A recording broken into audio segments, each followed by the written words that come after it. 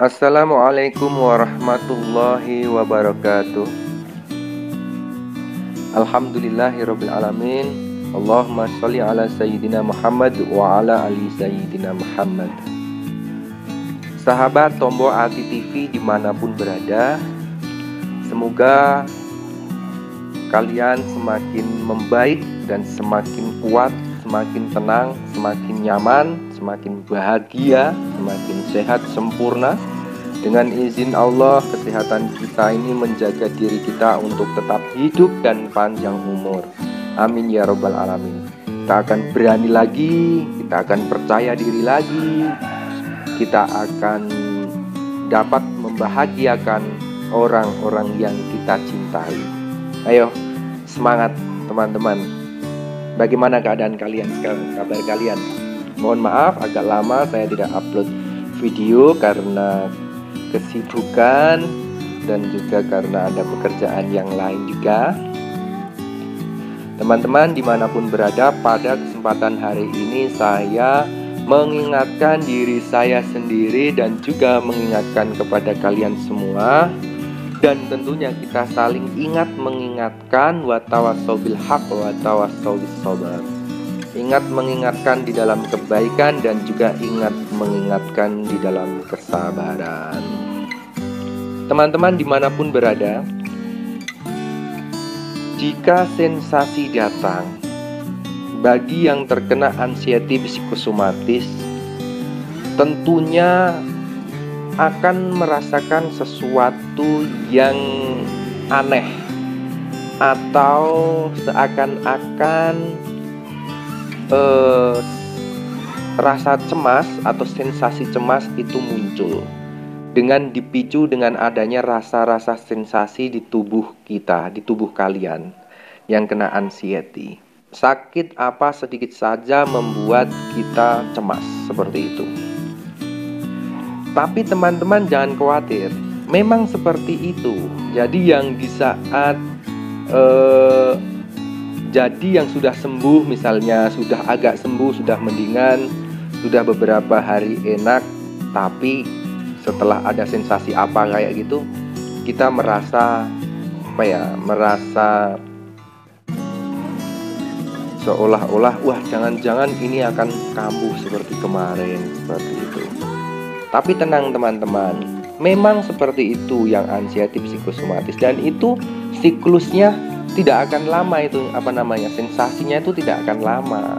Yang tadinya setiap hari kambuh itu di sore hari biasanya karena udara atau suhu dingin mengakibatkan asam lambungnya atau lambungnya itu dingin, mengakibatkan sensasi muncul. Kalian harus tahu solusinya bagaimana. Menghangatkan badan, minum air hangat sesering mungkin, sedikit-sedikit tapi sering, dan juga menghangatkan badan dengan jaket yang tebal. Berpergian jauh juga menggunakan jaket yang tebal kayak gitu. Selalu berjemur setiap hari. Dan intinya melakukan terapi seperti apa yang sudah saya sampaikan di video-video sebelumnya. Kalian bisa mengulang-ulangi TV94, TV95, TV96, TV97. Itu adalah ringkasan dari seluruh video yang harus diterapkan 3 polanya: pola makan yang baik, pola hidup sehat, pola berpikir yang baik. Itu sudah saya kupas tuntas di TV94, TV95, TV96, dan TV97. Tapi kalian juga harus melihat video-video sebelumnya yang berkaitan dengan terapinya, karena di situ saya jelaskan mulai dari bangun tidur sampai tertidur harus ngapain, sudah saya jelaskan di sana polanya seperti apa yang harus kalian lakukan, dan 3 pola itu dibungkus jadi satu oleh ketahuitan, keyakinan kalian bahwasanya kita selalu dijaga oleh Allah Subhanahu wa taala, Tuhan yang Maha Esa, Tuhan yang menciptakan kita semua. Jadi kalau kita sudah mentok kemana-mana, mentok ke dokter sudah, ke hipnoterapi sudah, ataupun ke mana saja, melakukan obat apa saja, minum obat apa saja, menggunakan herbal apa saja, tapi belum ada perubahan, sudah mentok, ya kita harus datang kepada Allah. Kemana-mana sudah mentok, ya harus datang kepada Allah. Allah lagi, Allah lagi, Allah lagi, Allah terus. Pokoknya Allah terus. Wa idza maristu fahuwa yasfin. Kalian bisa menghafalkan ini. Wa idza maristu fahuwa yasfin. Jika kita sakit, dan jika kita sakit, maka Allah yang akan menyembuhkan. Kalian harus zikir setiap saat. Ingat kepada Allah. Ala bidzikrillahi tatmainul qulub. Bahwasanya zikir kepada Allah itu akan menenangkan qulub, hati. Hati kita akan tenang. Karena kita sudah serahkan kepada Allah. Terserah Engkau ya Allah. Aku serahkan semuanya, hidupku, matiku, ibadahku, ku serahkan kepada Engkau ya Allah. Inna sholati wa nusuki wa mayahya wa mamati lillahi rabbil alamin, yang menguasai alam ini. Keyakinan harus diperkuat teman-teman. Karena apa? Allah itu maha kuasa atas segala sesuatu. Allah sangat kuasa. Tidak ada tandingannya, tidak ada Tuhan yang lain selain Allah yang maha kuasa, yang menciptakan kita. Oleh karena itu, segeralah datang kepada Allah, mengadu kepada Allah, curhat kepada Allah, biar Allah yang menyelesaikan masalah kita. Apapun masalahnya, apapun yang kita rasakan, kita serahkan kepada Allah. Kita tunjukkan kepada Allah, kita minta solusi kepada Allah. Dan apapun yang kita lakukan itu adalah ikhtiar kita. Ikhtiar kita, yang masalah berhasil dan tidaknya itu urusan Allah. Asal Allah meridhoi kita, kehidupan kita. Dan nantinya di suatu saat nanti kalau kita sudah kembali kepada Allah, kita akan bahagia di sana. Kayak gitu. Jadi jangan pernah meninggalkan Allah. Allah itu sangat cukup. Jangan bosan mencari ridho Allah. Kayak gitu ya. Kita harus belajar dan belajar. Saya selalu mengingatkan kalian untuk selalu ayo zikir, ayo ru'ya, ayo relaksasi, ayo melakukan terapinya, 3P-nya diterapkan. Karena lambung itu urusannya dengan pola makan dan juga dengan pola pikir. Kalau pikirannya masih kacau, akan mempengaruhi asam lambung naik. Kalau asam lambung naik, akan mempengaruhi amandela yang memberi sinyal ke pikiran kita bahwa akan terjadi sesuatu yang buruk. Oleh karena itu, ini adalah sesuatu lingkaran, seperti lingkaran setan. Oleh karena itu, kita harus putus. Bahwasanya kalau ada sensasi, jangan panik, kita senyum. Ya, kita senyum, ya Allah, subhanallah, sensasi datang, alhamdulillah ya Allah, nikmatnya. Seperti itu. Biar apa? Biar bisikan-bisikan, biar was-was dari kalian, biar negatif-negatif dari kita itu merasa, wah, dibikin seperti ini dia tetap slow, tetap santai, tetap tersenyum. Jangan ditunjukkan. Nggak usah begitu ditunjuk-tunjukkan kepada orang. Tunjukkanlah bahwa kita itu sehat, meskipun sebenarnya sakit. Kalau ada orang, wah kelihatannya sehat kayak gitu kok sakit, wah kamu itu tidak tahu apa yang aku rasakan. Nggak usah seperti itu. Orang lain nggak butuh keluhan kita, teman-teman. Orang lain nggak butuh keluhan kita. Tapi saya memahami apa yang kalian rasakan, betapa menderitanya, betapa sengsaranya orang terkena anxiety psikosomatis. Oleh karena itu, kita tunjukkan bahwa aku baik-baik saja. Aku sehat, aku kuat. Kalau dibilang, oh, kamu kurusan, ya udah drop. Dibilang kurusan, wah sekarang kamu ini orangnya pucat, wah langsung drop. Dibilang seperti itu, kita ya baik-baik saja, seperti itu. Aku baik-baik saja, gitu. Penting bagas waras, jawabannya kayak gitu.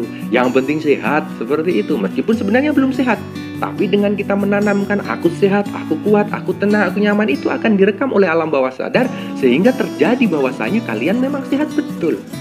Kayak gitu. Ada orang yang sakit jantung, ada orang yang sakit liver, ada orang yang sakit paru-paru, malah kita yang merasa panik. Ya, saya merasakan itu semua, teman-teman. Saya benar-benar merasakan apa yang kalian rasakan. Oleh karena itu, silahkan kalian itu tetap ingat kepada Allah, tetap melakukan terapinya, 3P-nya, menjaga pola makannya, menjaga pola pikirnya, menjaga pola hidup sehatnya, olahraganya. Meskipun hanya olahraga ringan yang biasa, gerak-gerak, usahakan keluar keringat, berjemur, itu penting, menumbuhkan hormon endorfin kita untuk bahagia, ya, untuk membuat kita lebih tenang, nyaman juga dengan endorfin keluar. Kita atur napas, tarik napas, keluar napas, seperti yang kita sampaikan masalah latihan pernapasan, tarik napas, tahan, hembuskan, dan kita sambil senyum 20 detik, 15 detik sampai 20 detik, itu akan menumbuhkan hormon endorfin, membuat kita senang, bahagia. Kalau kita sudah senang, bahagia, hatinya sudah senang, maka akan menumbuhkan semangat, akan menumbuhkan metabolisme kita lebih kuat, imunnya lebih kuat, sehingga kita akan cepat sembuh kayak gitu. Jadi teman-teman, silahkan kalian zikir setiap hari, kalian ingat kepada Allah. Kok mengingat saya sudah zikir, saya sudah ingat. Kalian itu zikirnya itu dan sholawatnya kepada Rasulullah itu jangan tanggung-tanggung.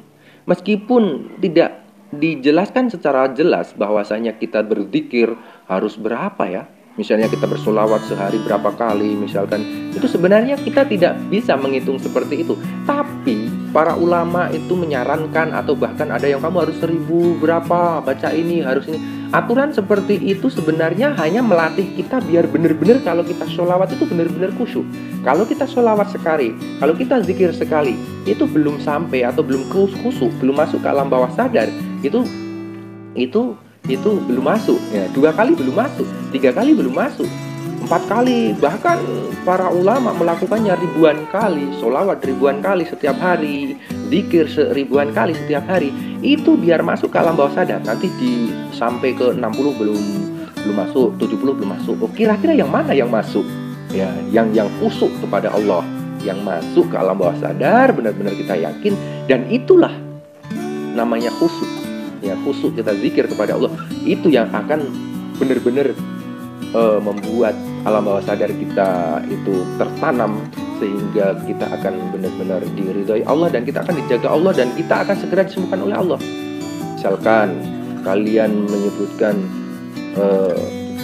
kita hasbunallah wa ni'mal wakil kayak gitu, atau kita la haula wala quwata illa billahil aliyil azim. Ini penting teman-teman.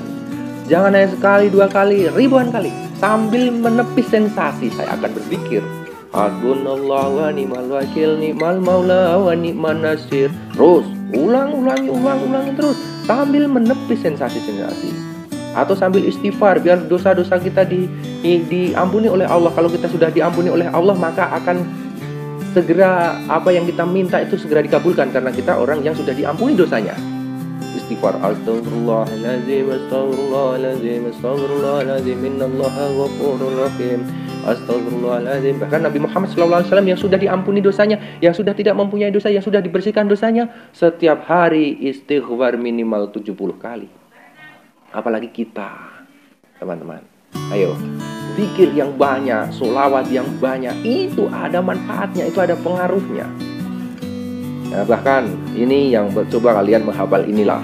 Coba kalian menghafal, selain melakukan apa yang sudah saya sampaikan kemarin, ini coba kalian menghafal yang ini. Nanti sedikit-sedikit sambil belajar agama, sambil menghafalkan sesuatu, itu akan sesuatu yang baik. Menghafalkan ayat-ayat, menghafalkan menghafalkan zikir-zikir, itu akan membuat kalian terhindar atau menepis sensasi, atau sensasi akan bisa diabaikan, atau kita mengalihkan sensasi dengan latihan menghafal Quran, latihan menghafal zikir kayak gitu. Nanti ada susunannya. Coba kalian sambil menghafal sedikit demi sedikit zikir-zikir yang dari video-video yang sudah saya sampaikan, kalian coba hafalah. Karena apa? Al-Quran itu wa nunazzilu minal Quran, diturunkan Al-Quran ini mahwa syifa, sebagai obat. Oleh karena itu kita obati dengan Al-Quran. Wa idza maritu fahuwa yashfin, jika kita sakit Allah yang menyembuhkan. Jadi teman-teman, silahkan kalian lakukan zikir-zikir yang sudah saya sampaikan. Kalian lakukan ruqyahnya seperti apa yang sudah saya sampaikan. Kalian lakukan 3P-nya seperti apa yang sudah saya sampaikan. Kalian lakukan terapinya, berjemurnya, olahraganya, pola pikirnya, pola makannya, pola hidup sehatnya. Kalian terapkan. Itu akan segera merubah kita menjadi lebih baik lagi. Nanti video selanjutnya akan saya jelaskan ayat-ayat ruqyah yang lain. Yang sudah saya sampaikan adalah ayat ruqyah standar, Al-Fatihah, Qul Hu, Falaq, Binas, ayat kursi. Itu yang harus kalian untuk meruqyah diri sendiri, untuk membentengi diri sendiri. Bukan berarti kita menantang setan, tapi untuk membentengi diri sendiri. Dan berikutnya nanti saya akan jelaskan ayat lagi ru'yah lagi sembari kalian belajar agar mengalihkan sensasi kalian bisa belajar. Kita dengan belajar misalkan wa yasfi sudura qaumil mu'minin wa shifa'ul lima fis sudur yahruju min butuniha sarabu mukhtalifun alwanu fi shifaa'illah wa nunazzilu minal qur'ani ma huwa shifaa'un wa rahmatul lil mu'minin wa idza maridtu fa huwa yashfin. Ayat-ayat ru'yah itu maknanya luar biasa. Kalian harus memahami sampai dengan maknanya, dan kita membaca lagi ya latifan bi khalqihi ya aliman bi khalqihi ya khabiran bi khalqihi ultub bina ya latif ya alim ya khabir. Itu diulang-ulangi juga. Terus kita membaca sholawatnya, misalnya sholawat yang kita pilih tibil qulub yang menyembuhkan hati. Allahumma sholli ala sayyidina Muhammad tibil qulubi wa dawaiha wa afiatil abdani wa shifaiha wa nuril absyari wa dhiai wa ala alihi wa sahbihi wa barik alaihi wa sallim ajmain. Itu juga diulang-ulangi. Bagus sekali sebagai sholawat dan doa. Kita bersolawat kepada Nabi Muhammad SAW dan kita berdoa kepada Allah Subhanahu Wa Taala. Sudah saya sampaikan juga beberapa di sebelumnya. Kita akan mengupas dan kita akan belajar bersama-sama tentang agama yang mendekatkan diri kepada Allah, sehingga kita akan diberi yang terbaik oleh Allah Subhanahu Wa Taala. Kita syukuri apapun nikmat dari Allah. La in syakartum la azidannakum wa la in kafartum inna adzabi lasyadid. Barang siapa bersyukur kepada Allah maka akan ditambah nikmatnya, dan barang siapa yang kufur nikmat kepada Allah, ya Allah, kita harus ingat bahwa azab Allah itu sangat pedih. Teman-teman dimanapun berada, masih ada lagi nanti kita akan menghafalkan wabil haqi anzalnahu wabil haqi nazal bismillahirrahmanirrahim min kulli syai'in yu'ti rabbi ini mastaniya dzuru antar khamrohimin. Masih ada lagi bismillah a'udzu bizzatillahi wa qudrati min syarri ma azidu wa hadir. Itu doa-doa kesembuhan, itu ayat-ayat kesembuhan. Al-Qur'an itu sebagai obat. Warahmatul lil mu'minin. Syifa warahmah, obat dan rahmat lil mu'minin bagi orang-orang yang beriman. Kita harus belajar bersama-sama, mengingatkan dalam kebaikan, istilah Jawanya, atau dalam surat wal asyr itu kita harus iling lan ngilingake ing dalam kesayangan, lan harus iling lan ngilingake ing dalam kesabaran. Ingat mengingatkan dalam kebaikan dan ingat mengingatkan di dalam kesabaran. Tentunya saya sebenarnya masih banyak kekurangan teman-teman. Kita belajar bersama, kita akan belajar bersama. Saya mendapat dari guru saya, menyampaikan kepada kalian. Kalian mendapat dari guru kalian, menyampaikan kepada saya. Kita saling tukar-tukar ilmu. Insya Allah kita akan lebih bermanfaat. Yang penting niat kita baik. Niat kita selalu baik untuk kebaikan. Kita niat untuk selalu bersabar. Niat untuk selalu lebih baik lagi. Jangan bosan menjadi orang baik. Kita harus selalu berusaha baik, meskipun disakiti, meskipun dikhianati, meskipun apapun yang terjadi, berusaha untuk yang terbaik. Kita itu siapa? Walaupun kita diuji, disakiti orang, diuji sakit, diuji kekurangan materi, kekurangan harta benda dan lain sebagainya, kita serba kekurangan. Kita harus selalu introspeksi diri, kita harus selalu datang kepada Allah. Aku datang lagi ya Allah, aku mengadu kepada Engkau lagi ya Allah yang maha kaya. Aku mengadu kepada Engkau lagi ya Allah yang maha suci. Aku mengadu kepada Engkau ya Allah yang maha kuasa atas segala sesuatu. Serahkan jiwa dan ragaku pada Engkau. Kuserahkan keluargaku, kuserahkan urusanku agar Engkau memberi kebaikan dan meridhai kehidupanku, sehingga nantinya kami akan selamat di dunia wal dunia wal akhirah. Mungkin itu yang bisa saya sampaikan teman-teman pada kesempatan hari ini untuk menyemangati kalian. Ayo bangkit lagi. Jangan drop, harus bangkit, jangan kasih kendor. Lakukan apa yang sudah saya sampaikan. Insya Allah itu akan segera membuat kalian untuk sembuh dengan izin Allah. Wa idza maritu fa huwa yashfin. Jika banyak salah, sekali lagi saya mohon maaf. Kita sambung lagi di video selanjutnya. Kita akan belajar bersama lagi. Wassalamualaikum warahmatullahi wabarakatuh.